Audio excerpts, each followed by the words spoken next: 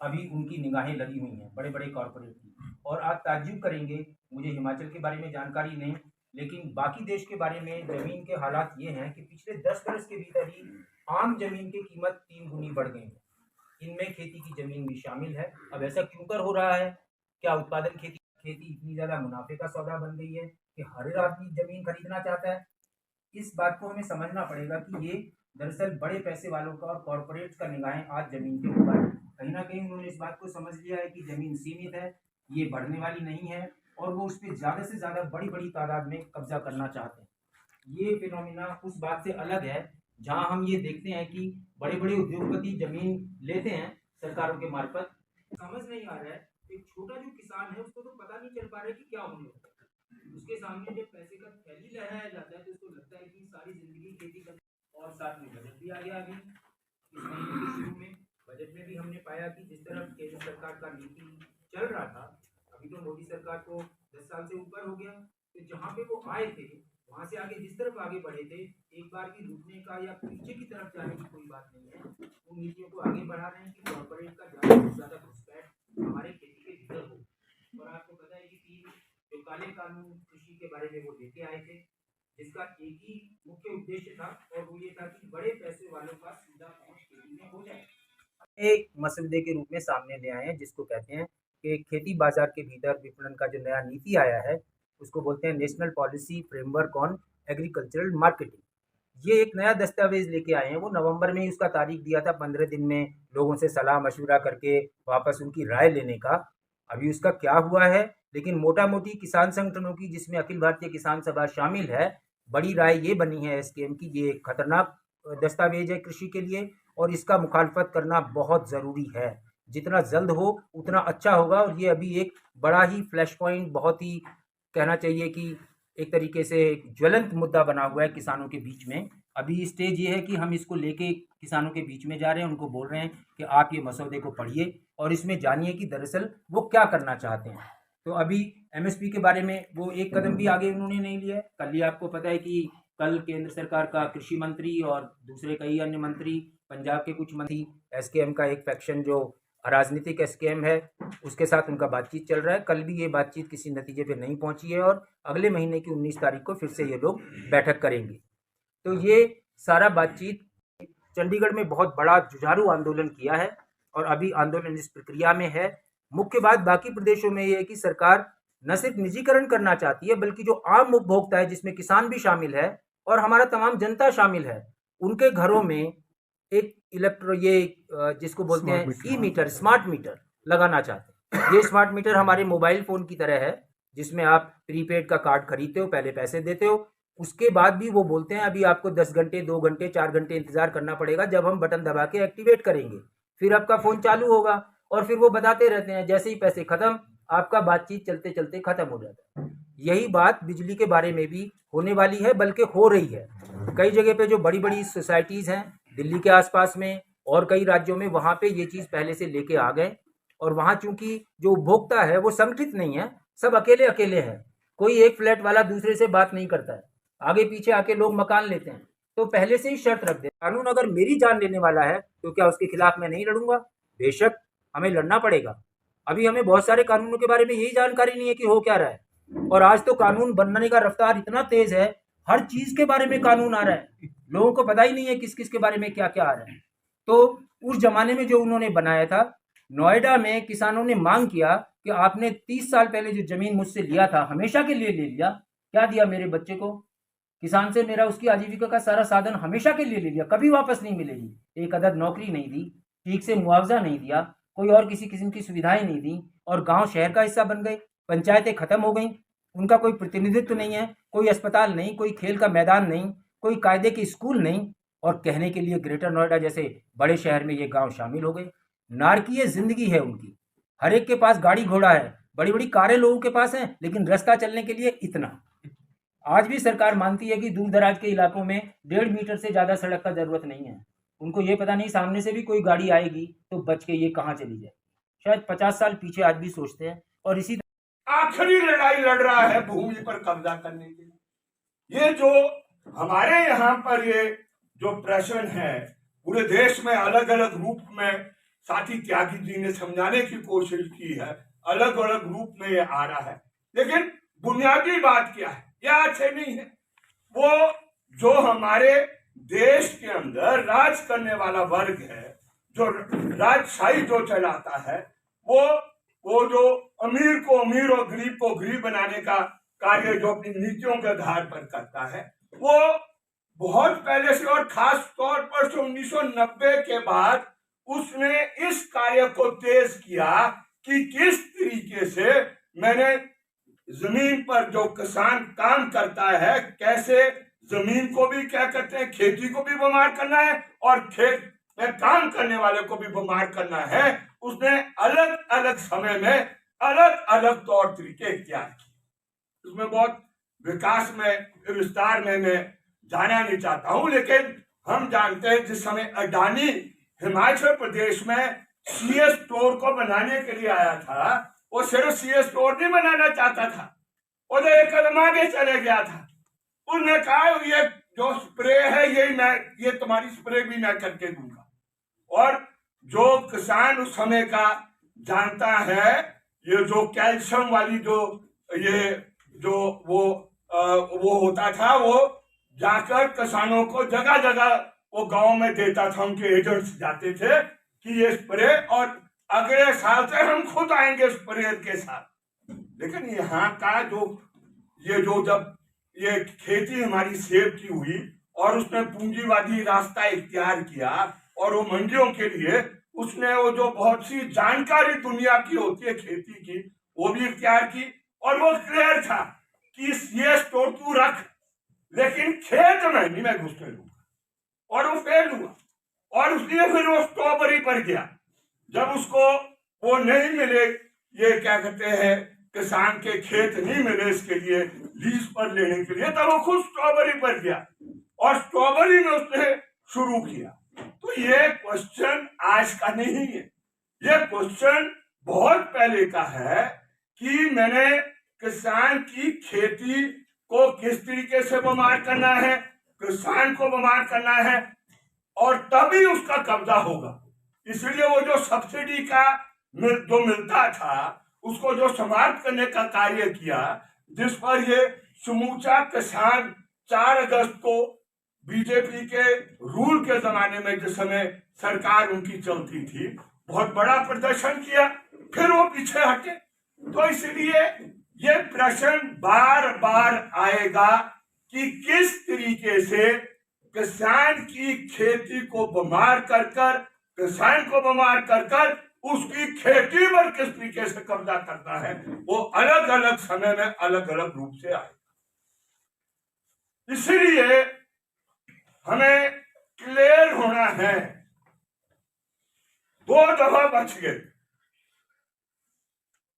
तीसरी बार नहीं बचेंगे अगर हम संगठन का निर्माण नहीं करें। यह बैटल है, युद्ध है ये। वो भी तैयारी कर रहा है, हमने भी तैयारी, और मैं कॉन्फिडेंट हूं जो नीचे की जितनी रिपोर्ट्स है, जहां जहां लोगों की वो बैठक हो रही है और जो समझ बन रही है, वो पुरानी समझ से नई समझ अब हम देने का प्रयत्न कर रहे हैं, अपनी गलती को कबूल रहे हैं। हमारे से गलती हुई है, जान के हमने नहीं की है, लेकिन हम भी वो जो पूरे समाज का विचार होता है, उस विचार से हम भी प्रभावित हो जाते हैं और ऐसा समझने लग जाते हैं कि नहीं, शायद सरकार के पास जाकर, है ना, जब हम जाएंगे क्योंकि हमने मत दिए हैं सरकार को, तो शायद सरकार कर देगी, हम उस बात को भूल जाते हैं। ये व्यवस्था उसकी व्यवस्था है जिसको हम अडानी अबानी कहते हैं। इसलिए जब तनवर जी कह रहे थे, जब ये पूजा का सीमेंट प्लांट ये यहाँ पर आया, तो वो जो भूमि वो जो थी, वो वाली भूमि तो वो रिजर्व फॉरेस्ट से भी वो क्या कहते हैं, वो अग्रणी श्रेणी की दुश्मन तो हो ही नहीं सकता था। हमें मकान बनाने के लिए जमीन नहीं देगी सरकार, लेकिन हजारों हजार एकड़ भूमि वो जो बड़ा कॉर्पोरेट है उसको देने का समय समय पर वो देते रहे। और इसीलिए ये जो 2023 में ये जो वन संरक्षण कानून को संशोधन करने का जो कार्य किया था, जो भी सुप्रीम कोर्ट में लटका है, जिसका 4 मार्च को फैसला आ रहा है, 4 मार्च, जिसमें हमें भी फायदा मिल जाएगा, लेकिन वो हमारे लिए नहीं वो किया, वो किया था इसके अडानी के लिए, जो छत्तीसगढ़ के अंदर वो जो उसने जंगल पर कब्जा कर वो जो वहां पर माइनिंग का जो काम कर रहा है किया था उसके लिए। लेकिन अभी तक कोर्ट क्या देगा हम कह नहीं सकते, लेकिन एक रास्ता खुल जाएगा हमारे लिए भी, क्योंकि जो जंगल की परिभाषा है वो जो दी है फॉरेस्ट कंजर्वेशन एक्ट सेक्शन 2 के अंदर, वो जो 80 और 1296 के बीच में वो जो जिसका जिक्र साथी तन्वर जी कर रहे थे, उस पीरियड के अलॉटेड लैंड वो जंगल की परिभाषा से बाहर हो जाएंगे, तो वो हमें एक एडवांटेज मिल जाएगा। तो वो, लेकिन वो बात की बात है। अभी बुनियादी बात क्या है? बुनियादी बात है कि इस लड़ाई को हमने आगे कैसे, क्योंकि ये क्लियर है, जब तक हम पूरे हिमाचल प्रदेश के अंदर जो किसान है जिसकी बेदखली 100% वो होनी है, वो बचेगी तब अगर हम सही कार्य नीति आज यहां पर निर्धारित, और तो इसलिए ये भूल जाए कोई कि हिमाचल प्रदेश के अंदर जो उसने कॉर्पोरेट ने और जो कॉर्पोरेट को मदद करना चाहता है और ये जो कोर्ट कचहरियां हैं, अगर ये सोच रहा है कि हमारी जमीनों पर वो कब्जा करेंगे, जैसे ये कब्जा नहीं होगा, क्लियर है, क्लियर। लेकिन दाव बनाने हैं सही, लड़ाई होनी है, और लड़ाई के अंदर वो जीता है जो सही अंकलन कर वो तय करेगा कि मैंने अपनी मंजिल की ओर कैसे पहुंचना है। वो कार्य नीति हमें सही तरीके से करनी है, और उसमें सही करने के लिए क्या है, हमें पूरे हिमाचल प्रदेश के किसान को बांधना। सतपाल, ये जयसिंह की लड़ाई सही नहीं बनी, इसलिए कांगड़ा के अंदर, और जो एक सोच रहे हैं सिर्फ ये कुछ हिस्से में, ऐसा नहीं है। पूरा जो कुर्बानी है हिमाचल प्रदेश की, जो देश के लिए दी है, 6 लाख हेक्टेयर से 1 लाख हेक्टेयर हमारा पानी में डूबा। पोंग का किसान आज भी सुप्रीम कोर्ट के अनेकों फैसले आ गए उसके पक्ष में, लेकिन जो वहां से पोंग से बेदखल हुआ, आज भी क्या कहते हैं, उसको 1 इंच भूमि नहीं मिली। राजस्थान में दिया था उसको, सारा कब्जा हो गया, पूरा ये भाखड़ा बना, हमारा पूरा बिलासपुर डूब गया। तो आप क्या सोचते हैं, ये जो 8 जनवरी का ऑर्डर है जो हाई कोर्ट ने दिया है, ये सिर्फ जुब्बल में बेदखली हुई है? पूरा वो जो आपका वो जो शहर है इसका क्या कहते हैं बिलासपुर का, वो सारा वहां है जो क्या कहते हैं जंगल में बसाया गया है। जंगल का मतलब जो परिभाषा, ये जो 1952 की परिभाषा आई, जो 1980 के वन संरक्षण कानून में जो शामिल कर दी गई, हालांकि इस बात का जिक्र साथी कुलदीप ने नहीं किया, इट वॉज ओनली टेम्पररी, ये टेम्पररी थी, ये सरकारों का काम था उसको रिमूव करना, उसकी ओर वो जो बाउंड्रियां उसकी रिकॉर्ड करनी है फॉरेस्ट की, और वो होनी थी फॉरेस्ट सेटलमेंट के बाद होनी थी। फॉरेस्ट सेटलमेंट नहीं हुआ, लेकिन लगे बेदखल कर दे। क्या, क्यों? क्योंकि वो जमीन पर जो कब्जा उसने करना है, जमीन जो उसने निशान कर दिया कि इस जमीन पर करना, उसको कमजोर करना है, किसान को बिल्कुल बेसहारा करना है, और वो उस नजरिए से वो है। लेकिन बचेंगे कोई नहीं हिमाचल प्रदेश में जब ये आमदा हो जाएंगे आक्रमण करने के लिए। तो इसलिए एक बड़ी लड़ाई के लिए आज हम यहाँ एकत्रित हुए हैं, कार्य नीति निर्धारित करने के लिए कि हमने इस लड़ाई को विजय किस तरीके से इसमें हासिल कर दी। तो इसलिए नंबर 1 संगठन का निर्माण, जब हम वो ढांचा करेंगे लड़ाई का तैयार, ये हमने ध्यान रखना है कि इस हिस्से को शामिल करना है, और सिर्फ उसकी सदस्यता नहीं होगी, वो हमारी लीडरशिप के हिस्से में गांव के स्तर पर वो हमारी लीडर बनेगी, क्योंकि ईमानदारी के साथ जिस दिन महिला के जहन में वो घुल जाता है तो खुल के वो क्या कहते हैं लड़ाई लड़ती है, आगे रहती।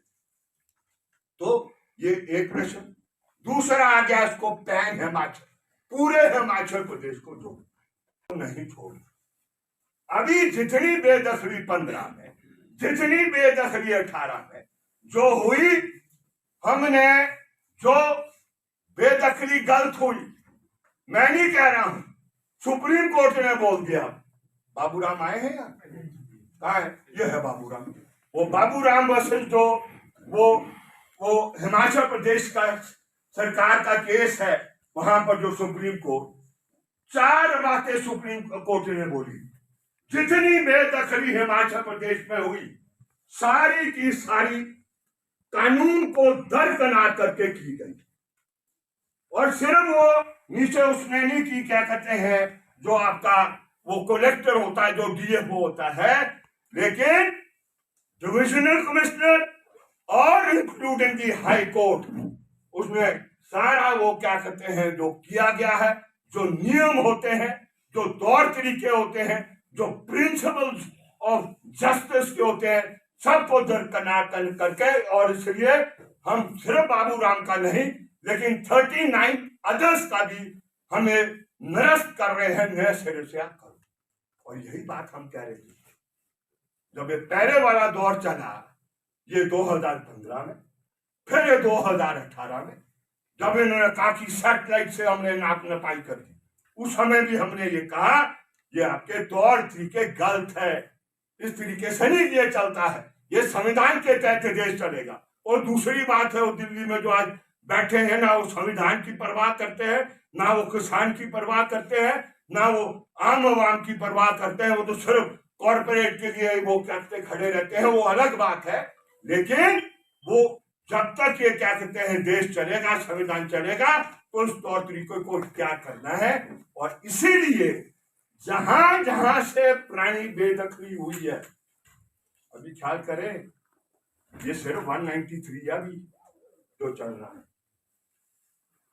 ये इमीडिएटली ये 30 मार्च, ये अब मार्च में 5000 और चलेंगे, और 30 जून का ये चलेगा क्या कहते हैं 5000 और 10,000, और 11 मार्च को वो जो जिसका जिक्र तन्वर जी ने यहां पर किया कि भूमि को नियमितीकरण करने का कार्य, जो 1980 के बाद जो अलग अलग समय में, क्योंकि एजेंडा करते हैं जनता तय, ये क्लियर समझ लो आप, ऐसा नहीं है कि सरकार नहीं चाहती थी।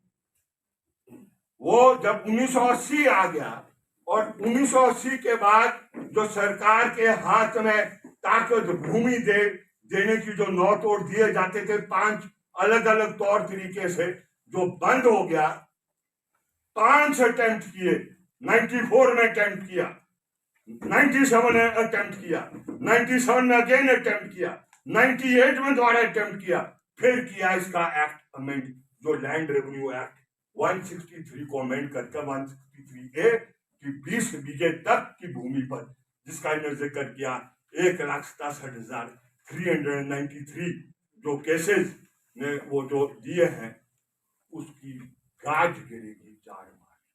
तो जैसे वो 4 मार्च का आएगा फैसला, तो गाज 1,67,000 लोगों को परिवार इतने परिवार को करेंगे। तो ये चारों तरफ से ये आक्रमण ये आएगा। इसलिए जब चारों तरफ से आक्रमण आएगा, लड़ाई के अंदर ये सीधा सिद्धांत ये होता है कि आपको वो चारों तरफ क्या कहते हैं, वो दुश्मन को वोट डाल के रखना है ना। इसीलिए फसलों को उठाना है और उसको जोड़ना है और आगे बढ़ना है। और जो प्रस्तावित डेट मैं यहाँ पर पेश कर रहा हूँ।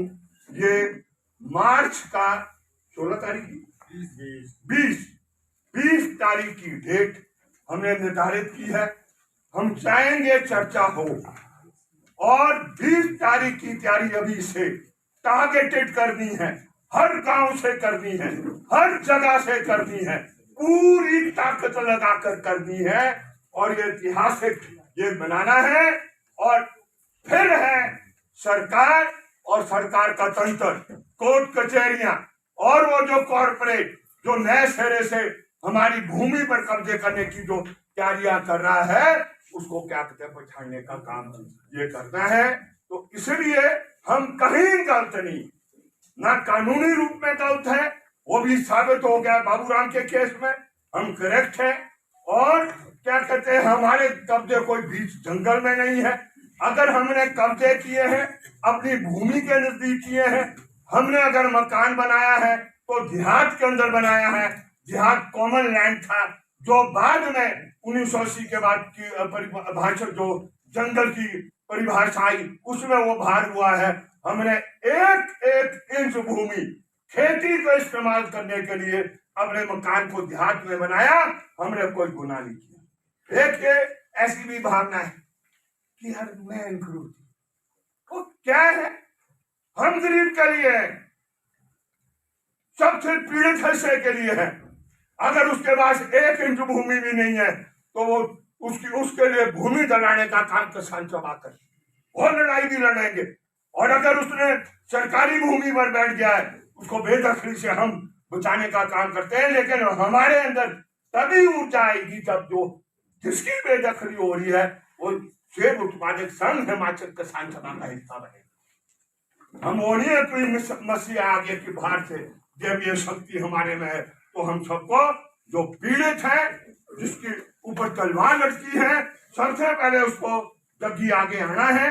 जिस तरीके के तौर तरीके तो वहां इख्तियार करते हैं उसी के तरीके हम आगे बढ़ना है, सिर्फ आगे ले जाना है। जिसमें वो टकराव अगर वो चाह रहा है टकराव भी हम वो करके देंगे, उसी टकराव में हम आगे बढ़ेंगे और वो पीछे को हटेगा। टकराव में हम कभी भी पीछे को हटने का हमारी नहीं आएगी अगर हम सही तौर तरीके और किसान सभा और सेब उत्पादक संघ का निर्माण करने का तरीका निकाले। और हमारी धरती पर आएगा लड़ने के लिए, उसकी धरती पर थोड़ी जा रहे हम लड़ने के लिए।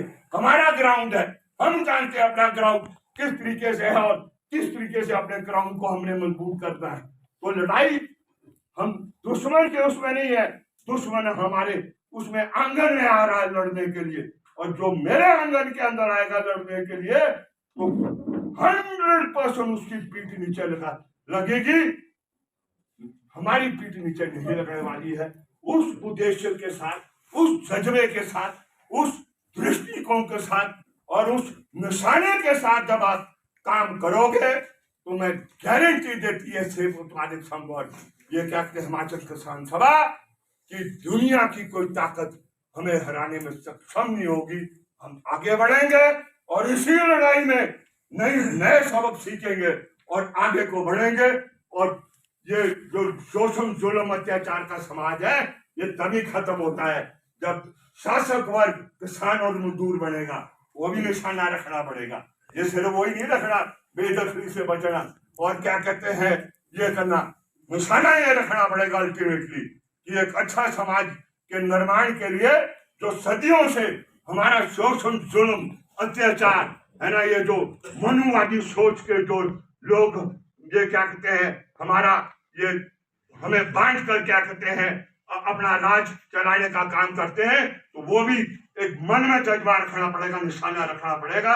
बेदखली से भी बचना है, अपने बच्चों को भी बचाने का काम करना है। और हम वो क्षमता और ताकत भी रखते हैं, अगर कल को भागदौड़ किसान और मजदूर को मिलेगी तो हम इनसे बेहतर एक सामाजिक व्यवस्था चलाने की क्षमता रखते हैं।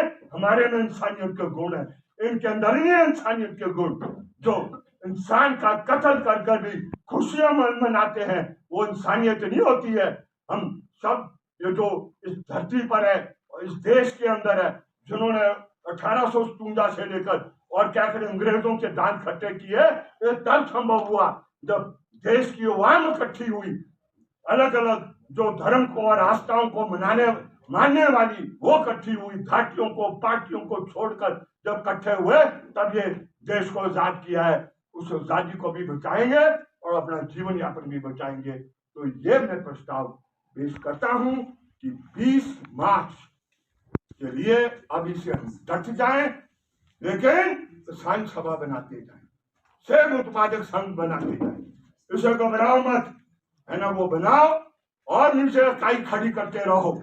ये युद्ध, ये जो बैटल होगा, उस बैटल में जो भी हमें चुनौती दे रहा है वो स्वीकार करेंगे और अल्टीमेटली जीत भी हमारी होगी। इसी के साथ मैं ये प्रस्ताव इस मीटिंग में लोग बसते हैं, उनके पास जो जमीन है वो औसत हर साल जो हमारी जोते हैं तो 10,000 के करीब उसके अंदर डिवीजन हो जाता है कानूनी तौर पर, और उसमें लगभग जो किसान परिवार हैं या जो ग्रामीण क्षेत्र में वो 14 लाख के करीब हैं। तो औसत एक परिवार के पास 1 हेक्टेयर से कम जमीन कुल आती है, और उसमें से जो कृषि योग्य जमीन है वो उसका केवल 50% ही होता है। तो वो अब आज जो जमीन केवल 5 लाख हेक्टेयर रह गई है, और लगभग 50% या 47-8% ऐसे किसान हैं जिनके पास 1 एकड़ से भी कम जमीन है, और वो भी अभी इकट्ठी जोतों के अंदर है। उसमें अगर 2 भाई हैं, 3 भाई हैं, तो वो जमीनें किसी न किसी स्तर पर बंटी हुई हैं। तो ये बड़ी समस्या है। एक समय हिमाचल प्रदेश था और कुछ अन्य राज्य थे भारतवर्ष में जहां पर कुल आबादी में जो सरकारी कर्मचारी थे प्रतिशतता में वो सबसे अधिक थे। हिमाचल प्रदेश में भी थे, दूर दराज के इलाकों में, चाहे वहां पर भी बिजली पहुंची है हिमाचल में, पीडब्ल्यूडी डिपार्टमेंट था, स्वास्थ्य था, शिक्षा था, पर धीरे धीरे आज हम देख रहे हैं बिजली बोर्ड के अंदर वो 40-45 हजार से घटकर 13-14 हजार ही जो कर्मचारी रह गए हैं। तो एम्प्लॉयमेंट धीरे धीरे जो हमारा ऑर्गेनाइज वहां पर रेजिस्टेंस है वहां पर थोड़ी बहुत ही बेदखली बचा पाए हैं, बाकी जगह नहीं बची है।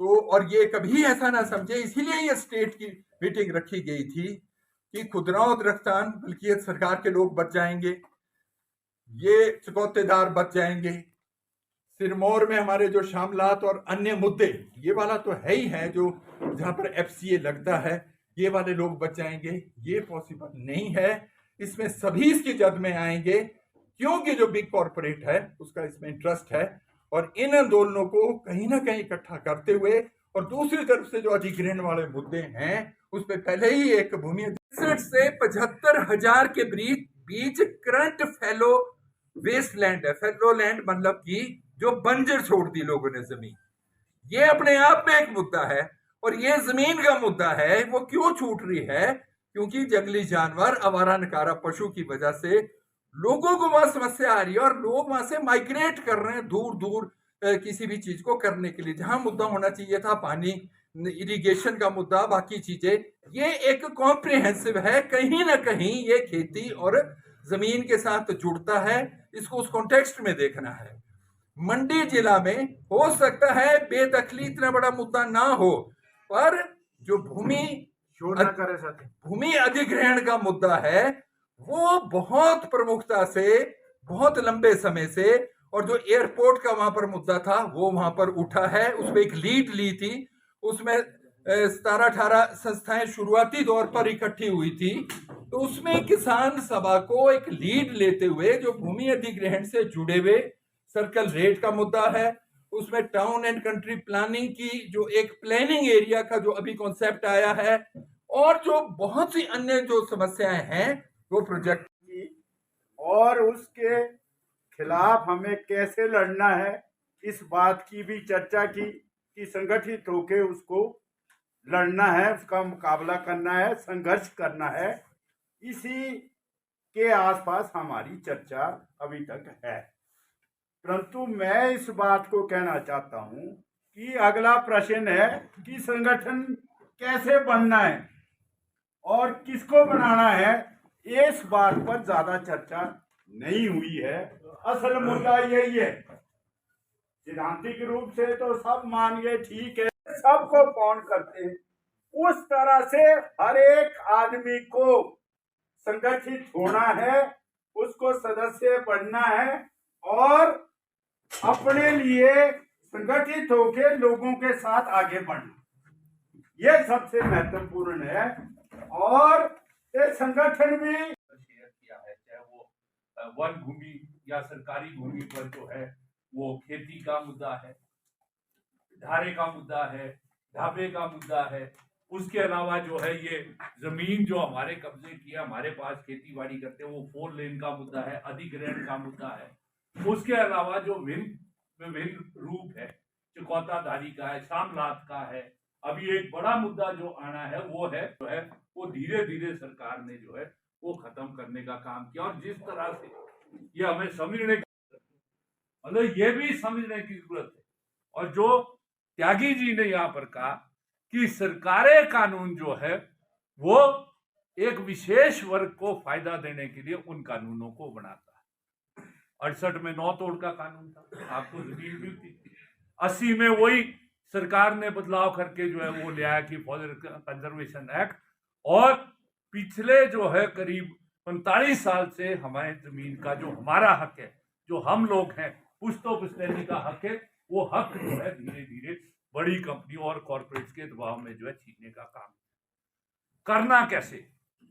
सबने अपने तजर्बे रखे, सबने अपनी बात रखी। करने के 2 ही तरीके हैं जो अभी तक आया। साथी राकेश सिंघा ने कहा ये लड़ाई 1996-97 से लेकर छोटे छोटे रूप में जो है ये लड़ी जा रही है। पहले जो है प्रोजेक्टों के इर्द गिर्द जो है उसको लड़ा, कहीं और जो हमले है, परंतु मुखर रूप से ये जो है 2007-8 के रहने को दिया, खाने को दिया, बेशक उसके बाद सजा। तो प्रिंसिपल ऑफ नेचुरल जस्टिस में कोई भी कानून इस तरह से नहीं लागू हो सकता कि उसमें डेट हो। आज आप देख रहे हैं साथियों ने यहाँ कहा गोदारमन वाला केस है 1996 से सुप्रीम कोर्ट के अंदर, उच्चतम न्यायालय, अभी तक निर्णय नहीं आया, जिसमें बहुत सा जो है स्पष्टीकरण हमारा होगा। ये जो 2002 का केस है Poonam Gupta versus state of HP, आज जो है 23 साल हो गए हैं, अभी तक निर्णय नहीं आया। परंतु इसलिए जो है ये बेदखली के निर्णय, किसी के 2 विषय, 4 विषय, 6 विषय, 2 बीघे, 6 बीघे, 10 बीघे, उसमें धड़ाधड़ जो है पहले उच्च न्यायालय ने आदेश कर दिए, अब नीचे से जो है आप देख रहे हैं, चाहे वो डीएफओ है जिसके पास कलेक्टर की पावर है, चाहे वो तहसीलदार है जिसके पास कलेक्टर की पावर है, चाहे वो एक्सियन है नेशनल हाईवे का है, पीडब्ल्यूडी का है, उसके पास कलेक्टर की पावर है, शहरों के अंदर जो कमिश्नर है म्यूनिसिपल, तो वो जो है धड़ाधड़ बेदखली का काम जो है वो करते। तो लड़ाई के लिए संगठित होकर ही हम जो है आगे हमको बढ़ना है। और ये भी टेस्टेड एंड ट्राइड है। शायद सभी लोग अपने तजर्बे से यहाँ पर जो बात रखी है, आज आप बैठे हैं, विभिन्न विचारों के लोग हैं, विभिन्न राजनीतिक विचार भी अलग अलग हो सकते हैं,